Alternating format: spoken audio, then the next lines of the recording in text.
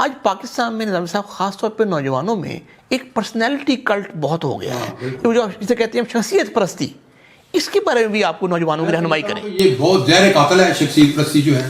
آپ دیکھیں کہ یہاں بھی شخصیت پرستی ہوئی ہے، وہاں پر کوئی رزلٹ جو ہے نا وہ مثبت نہیں نکلا. قائد اعظم کے ساتھ لوگوں نے محبت کی ہے اس کے نظریے کی وجہ سے، اس کو شخصیت پرستی آپ نہیں کہہ سکتے، کیونکہ قائد اعظم خود شخصیت پرستی کے خلاف تھے. ان کو جب کہا گیا کہ ہم آپ کو لائف پریزیڈنٹ بنانا چاہتے ہیں، ان کو کہ نہیں، میں کیوں لائف پریزیڈنٹ بنوں، مجھے ہر سال جو ہے مسلم لیگ وہ بنائے گی، اعتماد کا ووٹ دے گی تو میں بنوں گا. تو اس لیے میں یہ آپ نے بڑا اچھا، یہ ایک مرض ہے نوجوانوں میں کہ شخصیت پرستی بت پرستی سے بھی زیادہ خطرناک اور زیادہ مہلک ہوتی ہے. شخصیت پرستی سے بچو.